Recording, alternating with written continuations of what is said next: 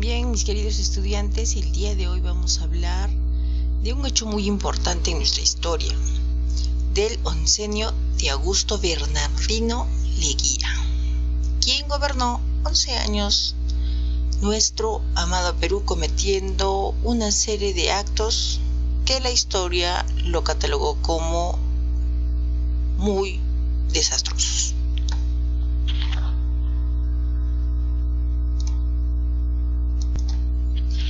Recordemos que nuestra sociedad estaba gobernada por la República Aristocrática desde el año 1895 hasta el año 1919. ¿Gobernaba quién? La oligarquía. ¿Quiénes eran? Eran las personas más acomodadas que tenían empresas azucareras, de algodón y otras más que se beneficiaron en un momento de nuestra historia, como Piérola, López de Romaña, Candamo, Calderón, José Pardo, Leguía en una oportunidad, Billinghurst, Benavides y Leguía en otra oportunidad. Pero ¿qué pasó en esta etapa? Estos señores formaron un grupo cerrado de los oligarcas, ¿ya? Los 24 amigos los llamaron. Entre estos estaban los antiguos presidentes que nos gobernaron, como los que tenemos aquí. Y ellos tenían una forma de pensar muy cerrada, en donde su beneficio era propio. Como el señor Leguía era más ambicioso, entonces lo expulsaron de su grupo, lo sacaron, ¿no? Lo expulsaron de su grupo y realizaron un gobierno lleno de beneficios para ellos mismos. Tuvieron más tierras, más dinero, se hicieron mucho más ricos ellos. Pero justo por estos años empezó la Primera Guerra Mundial y se dieron cuenta de que al exportar sus productos, como era el algodón y la caña, se beneficiaron bastante. Entonces empezaron a hacerse multimillonarios, más de lo que eran, pero se olvidaron de que la población pues no vivía de algodón y caña de azúcar nada más. Se dedicaron a realizar este tipo de cultivos, olvidándose de que tenían que sembrar otro tipo de productos. Entonces las cosas, las verduras y las cosas como el arroz, las papas, las menestras empezaron a escasear. Y cuando hay una escasez, ¿quién es el que sufre primero? Es la población, porque los productos suben. Entonces, la población empezó a protestar, a decir no, que por qué hay escasez, por qué no estaban de acuerdo. Para lo cual aquí Augusto Leguía ya estaba planeando algo. Desde el exterior, donde lo habían expulsado, empezó a planear algo. Aquí ya teníamos la población sumamente molesta con toda la oligarquía. Y entonces empezaron a hacer revoluciones. Otra vez. Para ese momento volvió Augusto Leguía. La gente se encontraba mal económicamente y sin alimentos que comer, comenzó a organizar protestas, y con justa razón, ya que por ese tiempo se llevaba a cabo la Primera Guerra Mundial y los oligarcas se enriquecieron exportando el azúcar y el algodón, pero descuidaron los demás productos de pan llevar, produciendo una grave escasez como consecuencia. El descontento del pueblo. Entonces volvió Leguía, y lo derrocó al presidente en turno. En 1919 se convocaron a elecciones, y con todo el discurso que trajo desde el extranjero, planeando muchos años, y con el descontento del pueblo, empezó a ofrecer al pueblo lo que quería. Pero para esto, primero empezó la persecución de los civilistas que estaban en su contra.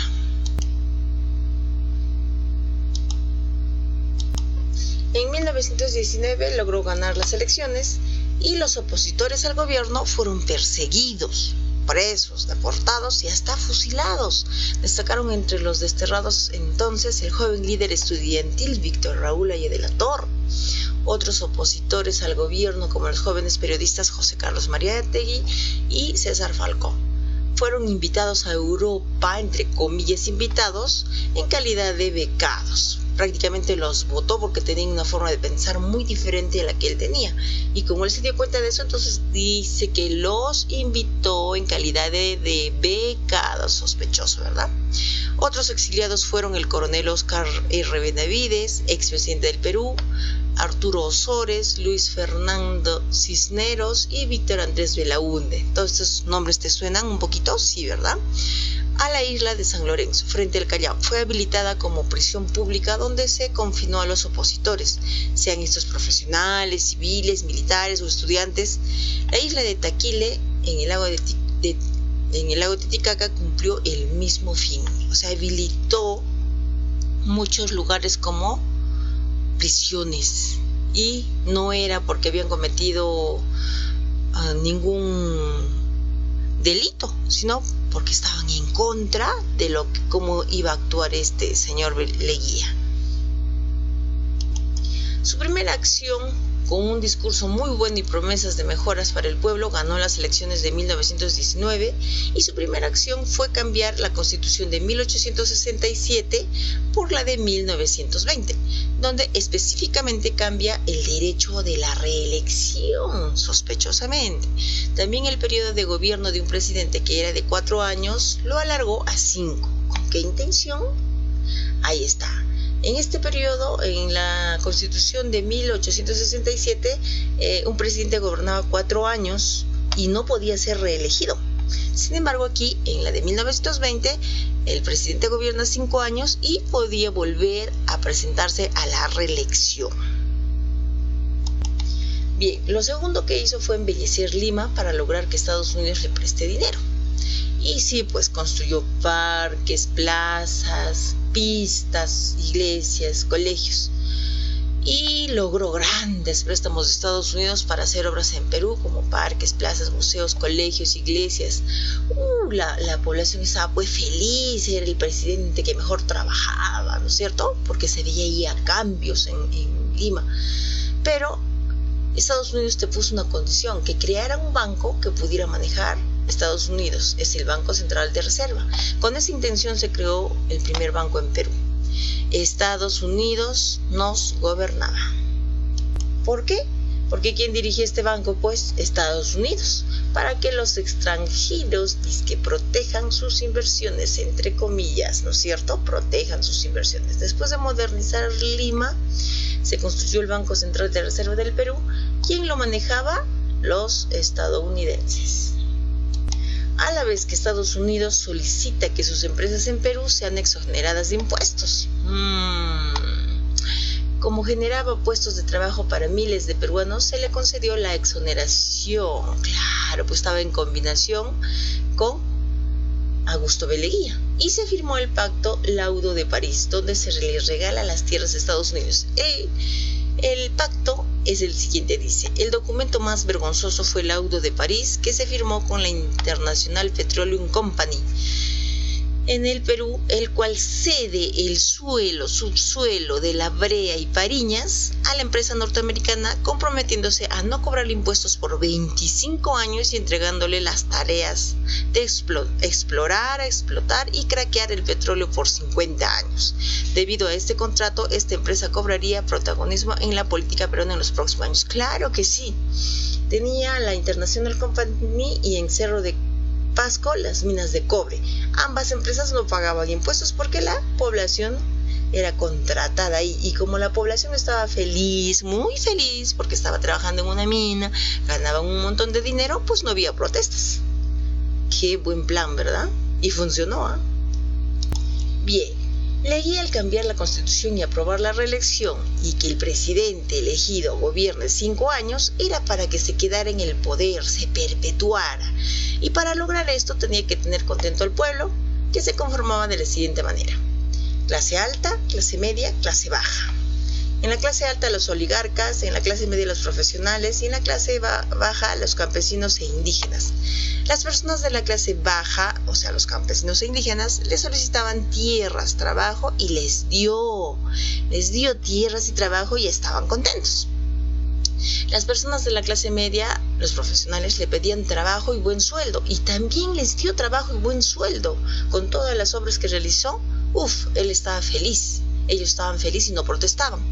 Pero la clase alta, los oligarcas, lo tenían todo. ¿Cómo poder controlarlos? Bueno, construyó grandes diques de agua para poder abrir y cerrar a su antojo.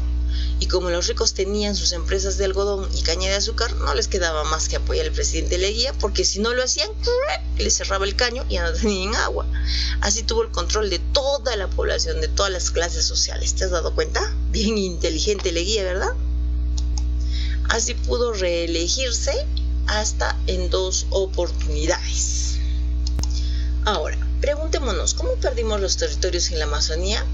Pues bien, Estados Unidos quería construir un canal por un pedazo de territorio de Colombia. Aquí está. Este es el territorio. Por acá querían pasar sus barcos, pues, para no dar toda la vuelta por este lado. Entonces querían construir un canal. Pero Colombia dijo, no, pues, es mi territorio, no puedes. Para eso entonces Estados Unidos les quitó este pedazo de tierra y lo llamó Panamá. El canal de Panamá. También es histórico. Pero Colombia no accedió. Entonces Estados Unidos les tomó ese territorio de Colombia y a cambio le daría una parte de la Amazonía peruana, debido a que nosotros estábamos endeudados con Estados Unidos. Y a nosotros nos dijo que era un intercambio de territorios, que no era una pérdida, por lo tanto no debía haber guerra de ningún tipo, y así se firmó el Tratado Salomón-Lozano, cambiando una vez más la forma de nuestro mapa. Aquí está. Esto les quitó a Colombia, lo llamó Panamá y dijo, bueno Colombia, como te he quitado este pedacito, no te preocupes, acá te voy a dar un pedazo de Perú, ¿ya? No te preocupes, te voy a dar acá un pedazo de Perú y a cambio tú le vas a dar a Perú este otro pedazo. Y como nosotros le dimos este pedazo a Perú, perdimos esta parte, mira, y supuestamente ganamos este otro pedazo con el Tratado de Salomón-Lozano. Fueron 2 personas quienes en representación de los países firmaron este tratado. Y dice así, el Tratado Salomón-Lozano y la pérdida territorial. Durante la dictadura de Leguía, la economía peruana se sujetó más a los dictámenes del imperialismo norteamericano. Los préstamos que el gobierno contraía con Estados Unidos y los enclaves económicos nos ponían en una situación de dependencia casi absoluta, o sea, prácticamente nos dominaba Estados Unidos. Es así que en materia política y territorial, el Perú también tuvo que ceder a las presiones norteamericanas. Una de ellas fue la firma por el gobierno en 1922 del Tratado Salomón-Lozano, tratado acordado en secreto para variar, por el cual el Perú le cedía a Colombia más de 1.000 kilómetros cuadrados comprendidos entre los ríos Caquetá y Putumayo, incluyendo al poblado de Leticia, otorgando a Colombia la salida al río Amazonas. ¿Cuál era la intención del imperialismo norteamericano? Compensar territorialmente a Colombia por la separación de Panamá en 1903. El tratado se hizo público pocos años después, generando el rechazo por la opinión pública del Perú. Al poco tiempo el pueblo de Leticia se rebeló exigiendo retornar al Perú, pero ni el gobierno ni el imperialismo lo consintieron. Así que ese tratado de 1922, como tantos otros, formó parte de la política entreguista de Leguía al imperialismo, atentando así nuestra soberanía. Qué injusto, ¿verdad? Pero no te olvides que por el sur con Chile, recuerda que teníamos firmado el Tratado de Ancón, donde se decía que el Perú entregaba a Tarapacá para siempre Chile y Tacna y Arica por 10 años. Después haríamos un plebiscito, o sea, una consulta popular. Pero Leguía lo resolvió firmando el Tratado de Lima, donde se le entrega a Arica a Chile y Tacna regresa al Perú. O sea, facilito, digo, ¿de qué nos peleamos si hay 2 departamentos en cuestión? Ya, pues, te regalo Arica y yo me quedo con Tacna. ¿Ya? ¿Feliz? Sí, feliz. Este fue llamado el Tratado de Lima. Sí, así se le llamó, el Tratado de Lima. Y perdimos Arica. De lo que era nuestro magnífico imperio, fuimos perdiendo Tacna, perdimos la Amazonía. ¿Y qué pasó con este lado? Nunca nos dieron este lado, jamás nos dio, por eso es que nuestro país quedó así, aunque está más esbelto y hermoso, ¿no? Pero igualito, pues perdimos territorios aquí arriba y perdimos territorios aquí abajo. Qué triste, qué injusto.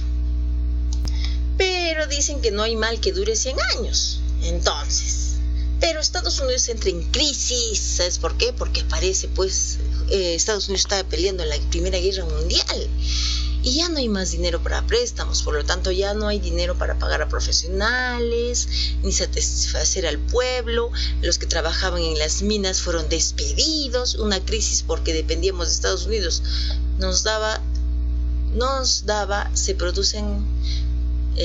Dependíamos del dinero que Estados Unidos nos daba. Se producen despidos por el cierre de las empresas y entonces el pueblo se levanta, empieza a protestar y para variar, en Arequipa surge la revolución con la aparición de un personaje, Sánchez Cerro, que surge dándole un golpe de estado a Leguía, apareciendo así el tercer militarismo porque se queda gobernando Luis Sánchez Cerro. Arequipa, revolución. ¿Escuchaste esa frase? Exacto. Arequipa, revolución, una de las primeras frases de gobierno de Luis Sánchez Cerro, quien no soportaba más las injusticias y los abusos que cometía Augusto B. Leguía. Y la pregunta fue, ¿y qué pasó con Leguía? De más está decir que fue encarcelado por todas las malversaciones que hizo. Sus actos ilícitos lo sentenciaron. Vivió 14 meses encerrado en una celda precaria de 9 metros cuadrados cuya única ventana fue tapiada. Solo cuando se le agravó su mal prostático y contrajo una bronconeumonía fue trasladado al Hospital Naval del Callao.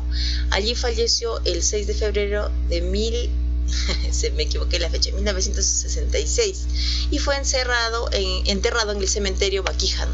Años más tarde sus restos fueron trasladados al cementerio Presbítero Maestro acompañado de una silenciosa multitud. Prácticamente fue el único presidente que murió en la cárcel, pues. Así termina la historia del oncenio de Augusto Bernardino de Leguía, ¿no? Al principio se podía decir de que fue un gobierno muy próspero, muy bueno, porque hubieron muchos cambios, se construyeron pistas, se reformaron muchas de las leyes, empezó a darle gusto pues a la población de todo lo que pedía para mantenerlos tranquilitos y no se rebelen. Pero eso no ocurrió así. Entonces vamos a responder por qué se le llama oncenio de Leguía. ¿Qué intenciones tuvo Augusto Leguía al ganar las elecciones? Perpetuarse en el poder. Eso es lo que quería, quedarse casi 50 años en el poder, pero no se lo permitieron. ¿Cómo logró controlar a la población? A la clase alta, baja, media y baja. ¿Con qué tratado perdimos parte de la Amazonía peruana? ¿Con qué tratado perdimos definitivamente Arica? ¿Y quién reemplazó a Leguía? ¿Qué opinas de la actitud de Leguía? ¿Qué hubieras hecho tú para evitar una vez más la crisis del Perú? Vas a dibujar el mapa del Perú donde indica los territorios que perdimos, también Augusto B. Leguía y quién lo derrocó, Luis Sánchez Cerro. Bien, mis queridos alumnos, una reflexión final. Nosotros fuimos divididos hace mucho tiempo en estas 3 clases. La mayoría pertenecemos a la clase media de profesionales y a la clase baja de campesinos indígenas. ¿Cuál es la misión? La misión tuya es formar parte de una sociedad en donde no haya estratificaciones, o sea, clases, sino que todos seamos tratados de la misma manera. La mejor herencia que puedes tener es la educación. Así conoces todas las alternativas que tienes para salir adelante. Y tú, mi querido alumno y alumna, que vas a ser en algún momento tu presidente de nuestra nación, estás conociendo los errores que se cometieron en la historia. No los cometas.